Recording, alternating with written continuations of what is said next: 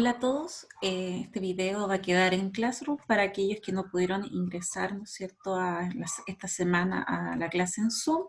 Es un resumen muy breve de aquello que trabajamos durante esta semana. ¿Bien?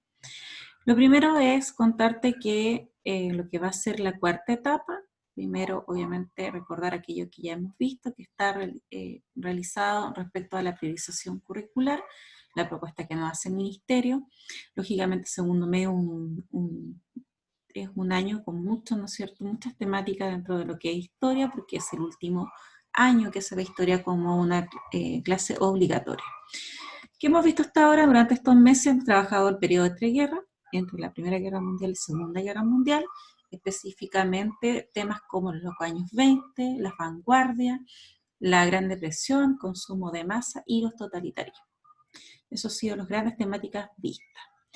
¿Qué veremos durante esta segunda parte, o cuarta etapa, perdón, y final? Vamos a tomar ya lo que es la Segunda Guerra Mundial, vamos a trabajar la descolonización y declaración de los derechos humanos, la Guerra Fría, y luego ya nos vamos a ir a Chile dentro del mismo contexto o época. Vamos a mirar cómo es Chile previo al golpe, viendo la pobreza y precarización que hay en nuestro territorio. Luego ver el golpe militar y la violación de los derechos humanos y el rol del Estado post-dictadura.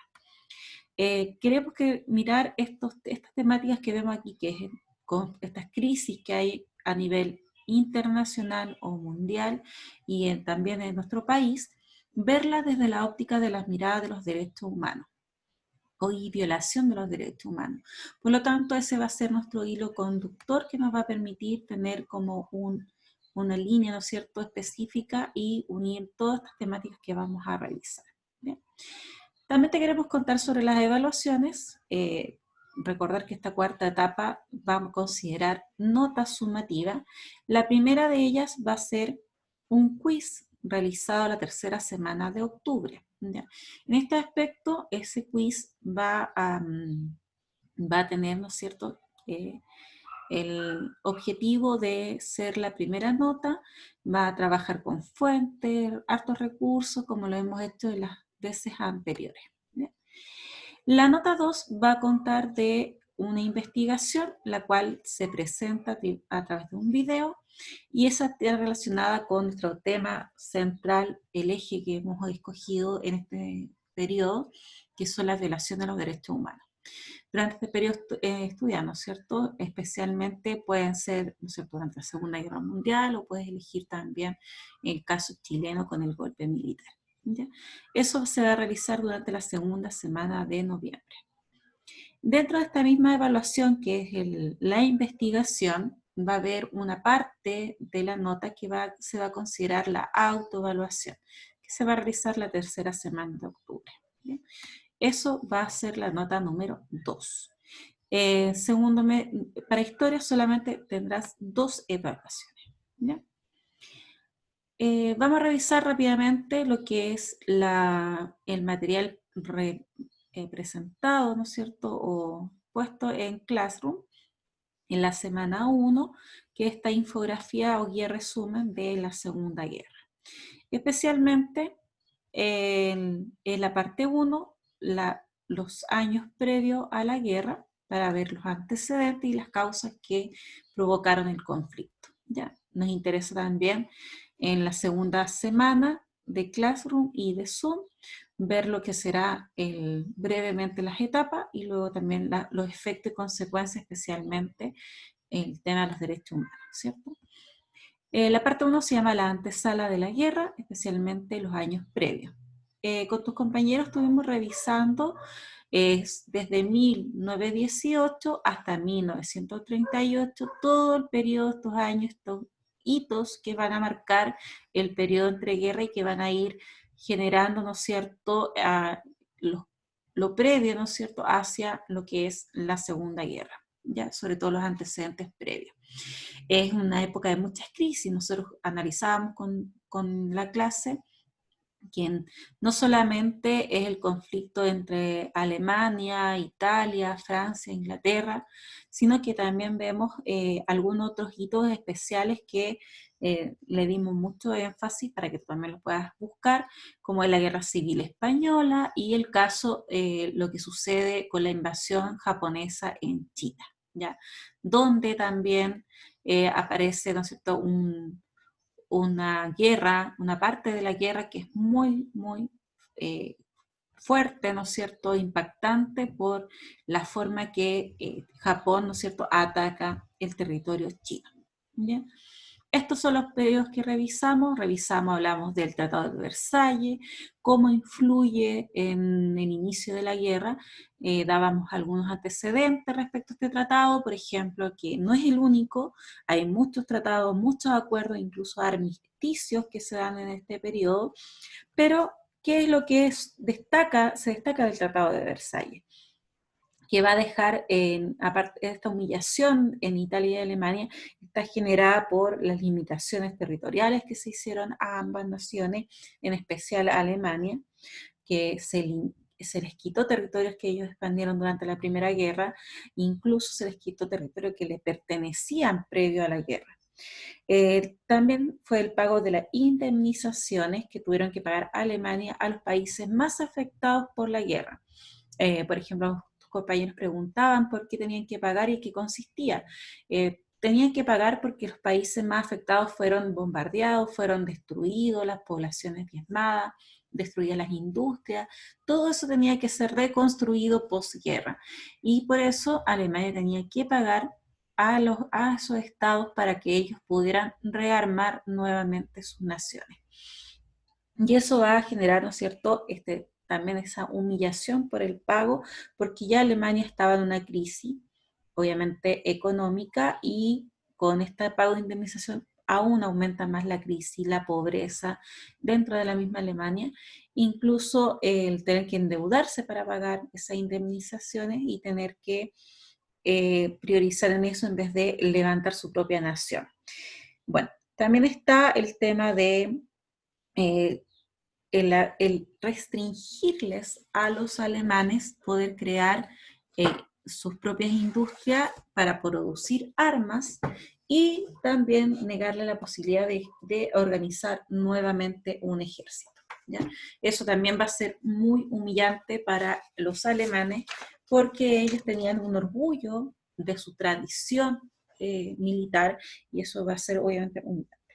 Y además también está la creación de un gobierno provisorio conocido como la República de Weimar. Ya, si no sabes cómo se escribe bien, aquí también después aparece Weimar, que es el que vemos ahí, donde Francia e Inglaterra son las que desde el exterior van a tener, ¿no es cierto?, regular ese gobierno, que obviamente los mismos alemanes ni siquiera lo consideraban por ser algo externo y no propio. ¿Bien? En el caso de lo mismo pasa en Italia, y aquí vemos cómo primero Mussolini, en los primeros años previo a la guerra, incluso antes que Hitler, Mussolini, este dictador, va tomando importancia dentro de Italia y va haciendo que Italia vaya tomando territorios que estaban cercanos, que se le habían quitado, y va tomando incluso para la idea de restaurar Roma, incluso llevando su régimen fascista a todo el territorio. Ya va ganando ese poder, ¿no es cierto?, dentro de ellos por toda la situación de crisis que hay post-guerra, post-primera guerra. La crisis de 1929, que es la Gran Depresión, que ya se ha estudiado, esta Gran Depresión llevada al contexto de guerra, como hablábamos antes, más el problema que había con el tratado, va a generar que Alemania esté sumida en una pobreza y desesperación horrorosa que vive en ese periodo.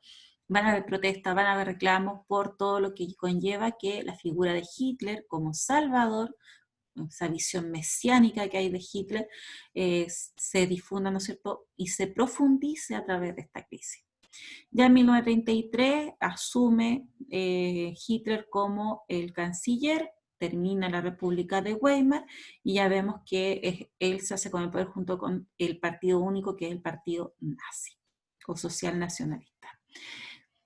Mussolini en 935 también vemos que ya sale del aspecto propiamente italiano y empieza a invadir África, Etiopía específicamente, y tomar, ¿no es cierto?, algunas cosas.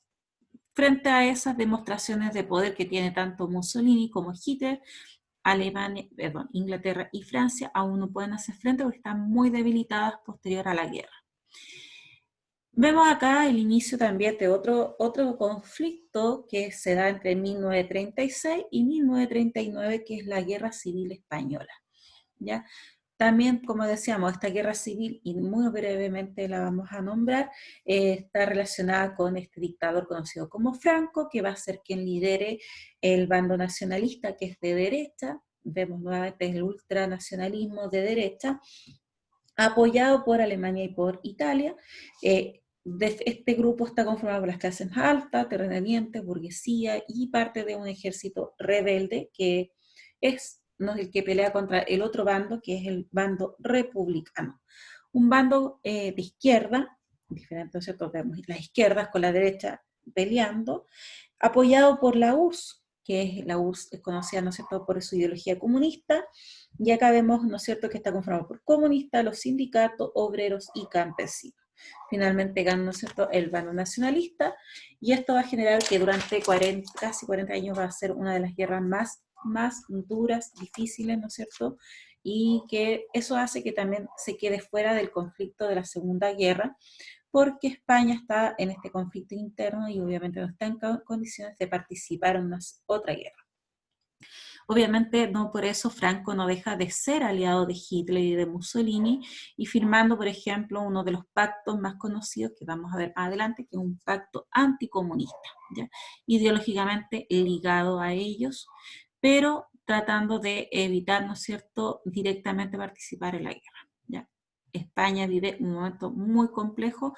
Cuando fallece Franco, se inicia nuevamente una monarquía que es la sucesión que tiene el rey Juan Carlos I, y él va a eliminar, ¿no es cierto?, la dictadura y va a instaurar una democracia en España, donde la que es todavía como se gobierna hasta el día de hoy. ¿Okay? En el caso de Japón, también vemos que Japón y en el Pacífico, que es donde se desarrolla esta parte de la guerra, Japón es parte de los aliados en el eje, ¿no es cierto?, de este grupo de países, Alemania, Italia y Japón, que forman el eje. Y ellos también van a pasar por esta idea expansionista, que era tomar territorio, y invaden China en la región de Manchuria. También un hito importantísimo, ya porque Japón va a tener la idea de querer expandir, crear un gran imperio territorial tomando lo que es China, todo el territorio chino, que es enorme. En cambio tenía solamente un territorio insular, una isla, eso obviamente lo limitaba, y obviamente cuando empieza esta invasión, Japón lleva toda su fuerza militar para invadir China. Por ello, China pierde ciudades importantes como Pekín, como Shanghái, como Wuhan, ciudad que hoy en día es muy conocida por el tema de la pandemia. Estos incidentes estaban pasando casi desapercibidos para Europa hasta que en 1937, en diciembre de ese año, aparece, no sé, un hito que hasta el día de hoy es muy reconocido y recordado, conmemorado, no celebrado, sino que conmemorado por la crueldad, ¿no es cierto?, de lo que sucede ahí, que se llama la masacre de Nankín. Ya es un hito que lógicamente enluta a todo el mundo por lo horroroso y cruel que fueron las matanzas de japoneses en contra de 200.000 personas. ¿Ya? Una matanza inmediata, rápida, y no rápida, sino que con un grado de crueldad y tortura impresionante. ¿Ya? Bueno, en todo esto, Japón, obviamente durante toda esta expansión que tuvo y control de China y de varios pues, lugares, ¿no es cierto?, ciudades muy importantes, incluso Shanghái, que era la ciudad industrial donde se producía la mayor cantidad de armas, fue tomando tanto territorio que les fue imposible mantenerlo durante tanto tiempo, ¿ya? cuando empieza en 1940, ya 3 años de dominio, ¿no es cierto?, japonés en territorio chino. 1940 recién las naciones como Inglaterra y Estados Unidos deciden tomar carta en el asunto y tratar de apoyar, ¿no es cierto?, a China para terminar con la invasión. Es ahí donde China tiene que retroceder, va a dejar el territorio chino y se va a volver a la parte insular. Y en 1941 es donde sucede, ¿no es cierto?, lo que conocemos como el ataque de Pearl Harbor, ya esta base estadounidense de Pearl Harbor, y que va a generar, ¿no es cierto?, que Estados Unidos ingrese a la guerra y duramente va a luchar en contra de Japón. ¿Bien? Con esto, ahí tenemos otro hito muy importante y nos vamos al último gran hito que tiene que ver con Alemania, que Alemania también durante el periodo previo a la guerra le va a ir tomando territorios que sienten que obviamente fueron quitados, arrebatados, y además otros territorios que consideran que eran propios de ellos por la cantidad de alemanes que vivían en él. Primero está el caso de Austria, que netamente Austria con el Imperio Alemán tienen una gran similitud territorial y una historia conjunta, por lo tanto Austria es anexado al territorio alemán y además durante este proceso obviamente ninguna nación pudo hacer frente a ello y además fue tomando algo que se conoce como los sudetes checos o de Checoslovaquia. ¿Bien? Bueno, aquí tenemos alguna introducción que tiene que ver con lo que ya hemos estado hablando, desde la firma del Tratado de Versalles, la Nación Europea a cargo de mantener el orden mundial, que es, en este caso, Francia e Inglaterra, no fueron capaces de frenar la carrera armamentista y expansionista de las naciones más afectadas y humilladas por la guerra, que es Alemania e Italia. Y por eso, ¿no es cierto?, se da rápidamente el ascenso de lo que conocemos como totalitarismos. ¿Sí?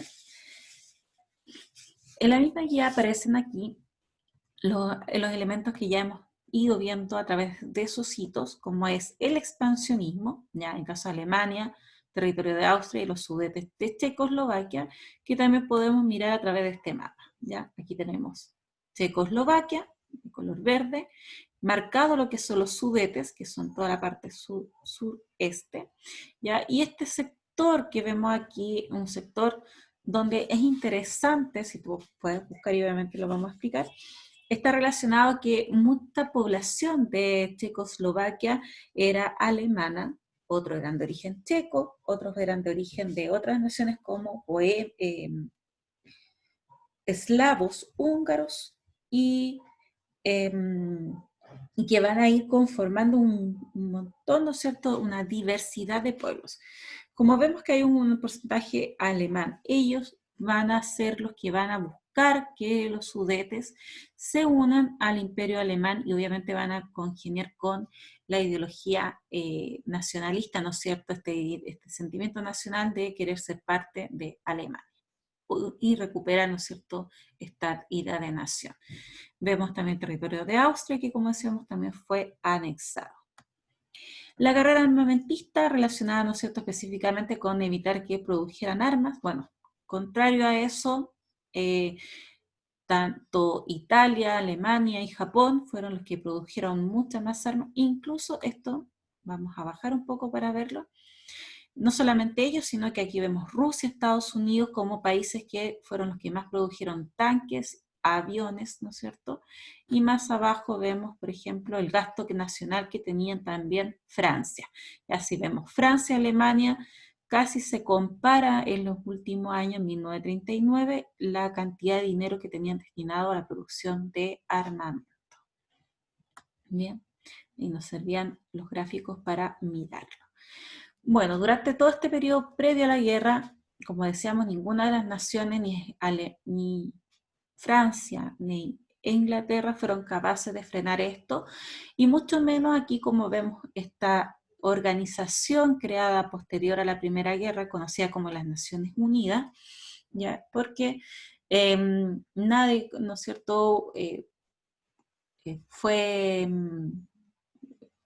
cumplió con los tratados ni con las armisticios ni los acuerdos que se habían establecido en las Naciones Unidas. Por lo tanto, el hecho de haber generado naciones de primer orden, de segundo orden, eran obviamente una amenaza constante para llegar a esta guerra.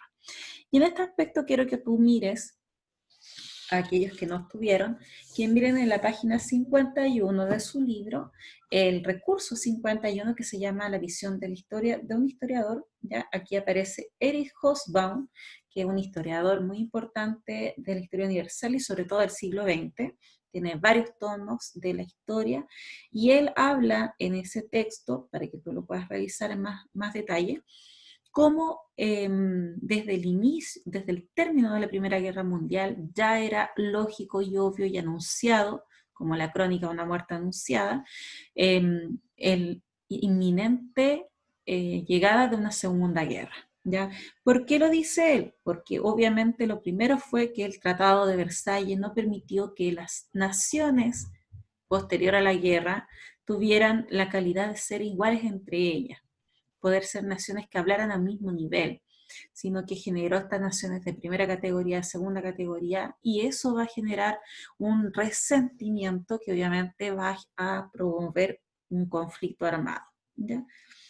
Y habla de muchos elementos, de ellos sumando también la Gran Depresión, que va a agudizar esa crisis, obviamente, que va a ser muy profunda, muy difícil de superar. ¿Bien? Ahí tienes para que tú puedas consultar y ver lo que dice Erich Hobsbawm, que es muy, muy bueno y muy claro en cómo analiza ese aspecto. ¿Ya? Y lo último tiene que ver con los tratados y las alianzas. ¿Ya? Aquí, por ejemplo, antes de ver el cuadro, mirábamos, se dejaba puesto esta caricatura donde vemos a dos totalitaristas como es Adolfo Hitler, ya veo, lo reconocemos inmediatamente, y el otro totalitarista que es Stalin. Ya aquí el caricaturista muestra a ambos que están en una alianza, una luna de miel, ¿no es cierto?, juntos, y dice, ¿cuánto durará esta luna de miel? Bueno, en la clase nos cuestionábamos por qué ambos llegaron a hacer un acuerdo cuando previamente Alemania, Japón, incluso Italia y España hicieron un tratado donde ellos estaban en contra del comunismo, era un carácter anticomunista. Yo quería decir esto, que ellos iban a ser los defensores y iban a evitar que el mal comunista, este monstruo comunista, pudiera llegar a todas partes del mundo. Ya, ellos veían el enemigo común entre todos ellos era el comunismo. ¿Cómo entonces Alemania, Hitler, teniendo esta firma, este tratado que fue incluso lo que formó este eje, fue el origen del eje entre ellos, cómo en 1939 Rusia, Stalin y Hitler firmaron un pacto de no agresión, de no agredirse entre ellos, de no participar en esa agresión, conocido como el pacto Ribbentrop-Molotov, y eso va a generar, ¿no es cierto?, una polémica enorme, porque ¿cómo es posible que ambas naciones, ¿no es cierto?, qué fines buscaban para poder firmar este pacto si eran de ideologías extremadamente distintas? ¿Ya? Bueno, Francia e Inglaterra no les quedó otra cosa que empezar a conformar también la alianza, los aliados, para poder derrotar al eje. ¿Bien?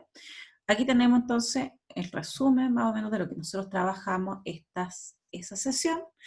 Te dejo la pregunta para que la pienses, reflexiones y la próxima semana ahí vamos a retomar también sobre ello. ¿Ya?